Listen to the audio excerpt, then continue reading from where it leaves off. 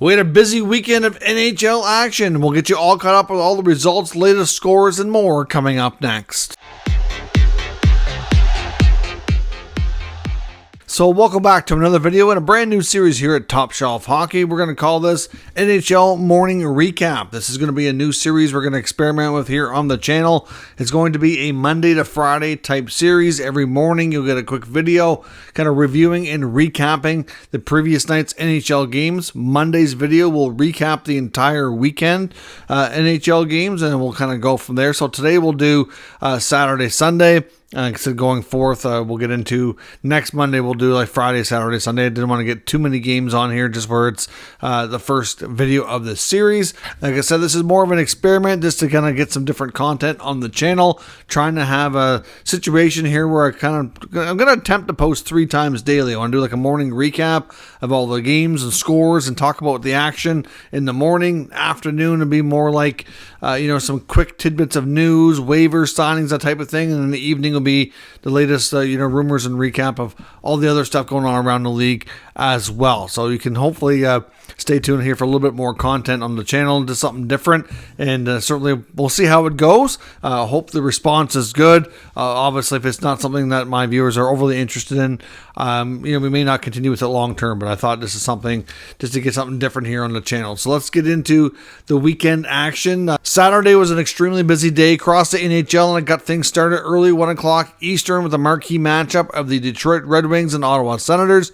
Both teams off to a hot start. At that point, they were both with a 3-1 record, and both kind of in a similar spot where they're coming out of rebuilds and vying for playoffs this year. And Detroit and Ottawa put on a good show. Ultimately, Detroit took this game 5-2, but it wasn't for any lack of effort. There was all kinds of fireworks. It was Alex DeBrincat's return to Ottawa. There was certainly lots of attention paid to him directly, which I think was a downfall of the Senators. I think they focused too much on kind of, sending messages, so to speak, and not being sharp on special teams was the difference. The Red Wings had 3 power play goals. The Sens special teams were not as good, and that ultimately was the difference. There was tons and tons of penalties.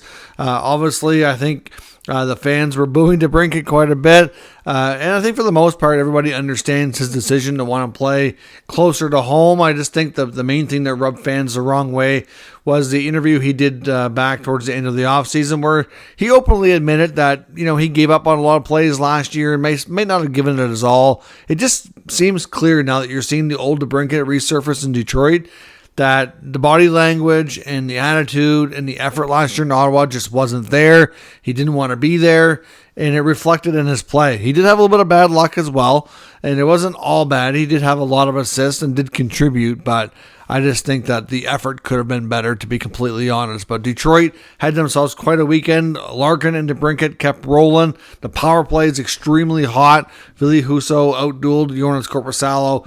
Detroit takes this one 5-2. The Arizona Coyotes beat the Anaheim Ducks 2-1 on a low-scoring affair. We had Jason Zucker and Clayton Keller pick up goals for the Coyotes, where Frank Vetrano picked up the lone goal for the Ducks. Going to be a long season for Anaheim. The losses continue to pile up.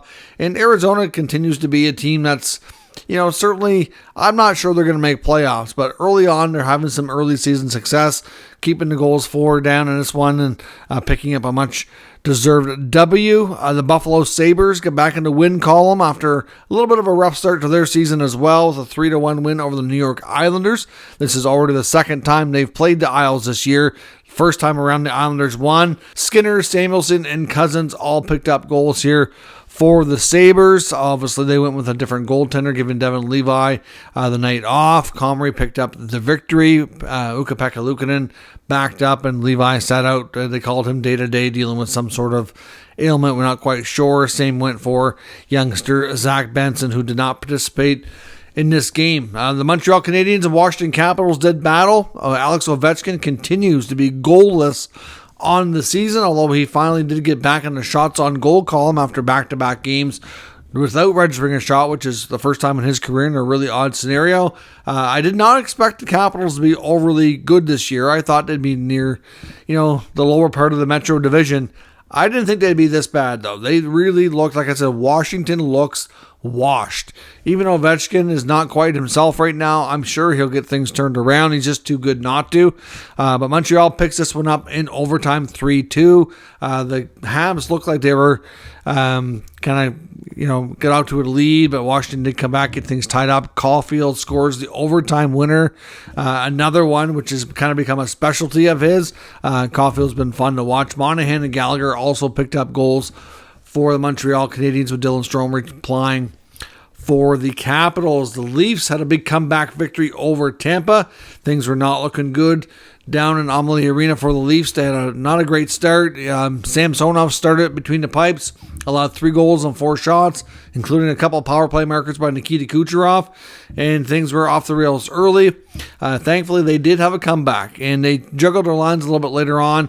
Matthew Nyes, playing with Max Domi, ended up connecting on the 2 goals to get things tied up later in the third period. Nylander had an early goal for the Leafs as well, and then John Tavares got the overtime winner after they completed the comeback down in Tampa. So that was a big affair. I know the Lightning were looking to get some revenge on the Leafs after losing to them in the playoffs last year, and Tavares again with an overtime winner in that arena. So obviously Matthew Nyes, though, had a big part in that comeback, his first 2 regular season goals. So that's certainly big for him and big for the Leafs to get an important couple of points there. The Canucks beat the Panthers 5-3. Brock Besser continued to be hot, scoring his 6th of the season. They also had goals from Quinn Hughes, Elias Pettersson, and Kuzmenko. Ilya Mikheyev made his return to the Canucks lineup, which seemed to energize and help Kuzmenko out as well. Sam Reinhart continues to be red hot for the Panthers, scoring 2 more, giving him 6 on the season as well. Matthew Tkachuk has yet to register a goal this year. Just like Ovechkin, he's goalless so far. He does have, I believe it's 4 assists, but for the most part, that's a little bit surprising. Florida's not off to a great start to the season early. They've had their early season struggles. I wondered if they would, considering how many top defenders they're out, but offensively speaking, they've been a little bit challenged more than I expected them to be here so far. Vegas continues to be undefeated, 6-0. That's the first time, I believe, in NHL history that the Stanley Cup champions have started the following campaign with a 6-0 record, going into Chicago and winning their Hawks home opener. Connor Bedard did have a nice goal to get on the board early for the Blackhawks to give the fans something to buzz about there. His 2nd of the NHL season. Jonathan Marchessault, William Karlsson, Mark Stone all had markers for the Vegas Golden Knights as they continue to be undefeated and look like they're once again a juggernaut there in Vegas. The Stars and Flyers put on a good show on Saturday night, with Dallas picking up a 5-4 overtime victory. Travis Konechny marked a couple goals for the Flyers, giving him 5 on the year. Farabee also got on the score sheet as well for Philly. Philly's now 3-1-1 even after the overtime loss, which was, I think, better than a lot of us expected them to be at this point in the season. Joe Pavelski scored the overtime winner for the Dallas Stars. Wyatt Johnson, Tyler Seguin, and Jamie Benn also getting on the score sheet for Dallas. So again, a big victory for the Dallas Stars, who are expected to be a top Western team this year. And Philly surprising early on. Can they maintain that? Will be the big question.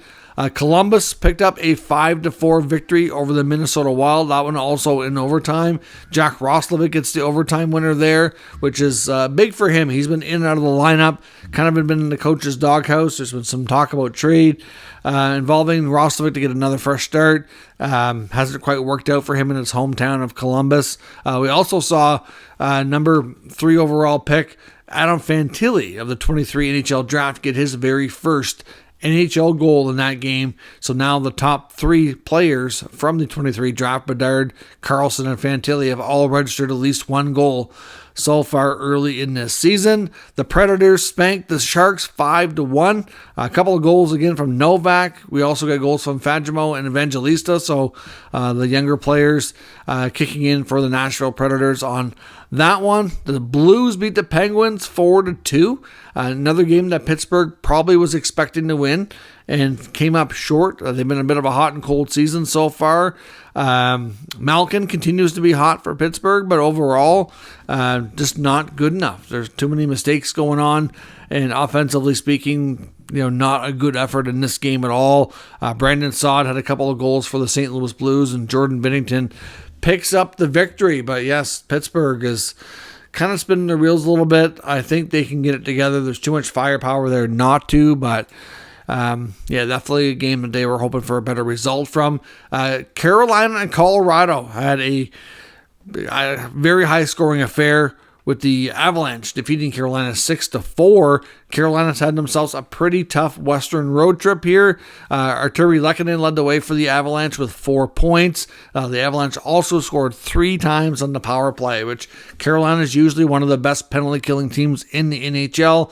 So to see them give up that many one night, obviously it can be tough going into Colorado for a variety of reasons. A great hockey team, and of course, the elevation there sometimes impacts teams that.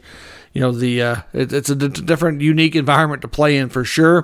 Antti Ranta had a tough game as well for the Hurricanes, with Anderson being out. Not a great trip. Carolina had a decent start to the year, but they're now 3-3. Again, it's early. You don't want to panic. Like I said before, though, you can't win the cup in October and November, but you can lose your way to get there. And I'm not sure Carolina's anywhere in any danger just yet. But certainly not the way they were expected to do on this trip. But at the same time, they are typically a very good home team, so I'm sure they'll be able to make up for it here in short order. The Edmonton Oilers and Winnipeg Jets did battle on Saturday night, and they put on a good show. A couple of goals early from Edmonton, then a couple of goals later from Winnipeg to tie things up, sent it to overtime. Bouchard and Nurse scored early for the Oilers. Mark Scheifele gets the overtime winner for the Winnipeg Jets, but the bigger storyline here, unfortunately, is Connor McDavid getting hurt. With about 4 minutes to go in the third period, McDavid goes to the bench. You could tell he was in some sort of discomfort, kind of holding his side back, kind of between his hip and lower back area. Hard to say exactly what he was grabbing. And some people have shared clips of him on the bench talking to the training staff, and you can kind of zoom in, and it looks like he says, I tore something. I don't know. They never disclosed the injury, but they did confirm he's going to be out for 1 to 2 weeks with an upper body injury is all they've said. So the Heritage Classic, the outdoor game in Canada between Edmonton and Calgary, is only 1 week away. So that's certainly in danger now of McDavid not being able to participate. And more than that, the Oilers have had a rough start to their campaign here. And with McDavid out, they need to step it up and get other people contributing more, or this season could get off the rails in a hurry. The Rangers defeated the Kraken 4-1. We had a couple goals from Arturi Panarin. Kakko and Lafreniere both got on the board as well. Seattle continues to struggle. They also lost Andre Burakovsky due to injury in this game. He's going to be out 6 to 8 weeks as well with an undisclosed injury. The Kraken now fall to 1-4-1 after having I don't want to call it a miraculous because I don't want to sound like they overachieved, but in my opinion, the Kraken did overachieve a little bit last year. I don't know that they overachieved a ton, but there was some of that for sure. They had a lot of things go right. They had a lot of people contribute. It was always scoring by committee, and all members of the committee were firing. They just had a lot of people having good individual success. I suspected and I predicted they'd probably take a step back this year. So far, that's holding true. We will see where that goes, but definitely some concerns there in Seattle after a really solid second season campaign last year. The Bruins continued as well to be undefeated, defeating the LA Kings 4-2. Marcia So scored twice. We saw the first NHL goal for Alex Lafreniere, not Lafreniere, but Lafreniere in LA. And overall good matchup. The LA Kings were honoring Anze Kopitar. He became the franchise's all-time games played leader in that game. And also we saw Drew Doughty playing game number 1100 of his illustrious NHL career as well. And that kind of recaps Saturday night. Yesterday, Sunday, we only had 2 NHL games, a much quieter day, which this time of year is common. Obviously, the NHL tries to not compete too much with the NFL, so Sundays and Mondays tend to be lighter scheduled days. The earlier matchup featured the Red Wings and the Flames. The Red Wings continued to be red hot and stomped all over the Flames 6-2. Alex DeBrincat, after being held scoreless against the Senators, not only scoreless but pointless, comes back and has a hat trick against the Calgary Flames. He and DeBrincat continued to be red hot, along with David Perron, the best line in hockey right now. Absolutely flying. Just seemed like every mistake Calgary was making, they were popping it in the back of the net. It was a high-flying affair. Detroit returning home on a back-to-back at that after being in Ottawa the previous day. For an early matchup there, Danny Vladar had a tough game for the Flames between the pipes. Mangiapane, Sharangovich got his first as a Flame as well. But there's some concerns in Calgary. There's no doubt. I think they'd like to get more out of Huberdeau for sure. And a few other guys need to be contributing more. There's concerns there, and Detroit's just going in a complete opposite direction. Can they sustain that though? My caution with the Red Wings is looking at like the shooting percentages, the power play percentages, which is playing a big part in their success. Surprisingly, in this game, there was no power play goals for Detroit, but the percentages, like the shooting and power play, are just ridiculously high right now. They will come back down to earth at some point, but you know, I'm curious to see how sustainable this is by Detroit. We'll be really curious to see. The other game yesterday, which last night featured the Bruins against the Ducks. The Boston Bruins completed their California trip, picking up a 3-1 victory. Early goal from Mason McTavish. There wasn't much goals going on. Teams on a back-to-back here, and you could tell the Bruins might be getting a little bit tired after a long trip and 2 days in a row playing. But Matthew Poitras, the rookie, scored his first and second NHL goals to tie it up and take the lead. Brad Marchand adds the insurance marker for the Boston Bruins, and like I said, they continue to be undefeated. It doesn't matter who's on the Bruins roster anymore. They just continue to do everything but lose. They find ways. This is crazy. Again, they've had not the toughest schedule, but it was on the road, and they want to give them, make it sound like it wasn't challenging, but wow, anyways, well, I'll be curious to see how long they can sustain this as well. So Boston and Vegas still undefeated. Lots of great NHL action. So yeah, those are all your recaps for the scores. You're now all caught up. You get all the scores. Like I said, we'll be doing this Monday to Friday just to kind of recap the NHL action, have a little bit of a different content on the morning part of the channel. We'll continue with the other news and rumor type videos in the afternoon and evening, and just kind of spread out the content to have more steady content coming your way all through the day. So if you like this type of video and you want to see more of it, make sure you hit that like button so it lets me know that you appreciate it. Leave some comments as well. I want some feedback where this is a new series. I don't want to put all the effort to doing these videos if it's not something everybody's crazy about. But if you want my a place to get your recaps quickly, get caught up, and get my opinions on all the action, then this will be the place to do it, and we can continue with it here on NHL Morning Recap, which is what I'm calling this series. So if you're new to this channel, make sure you subscribe, stick around. We'll keep you up to date with all the news, rumors, and analysis of all 32 NHL teams. Thanks for watching, and I'll catch you next time.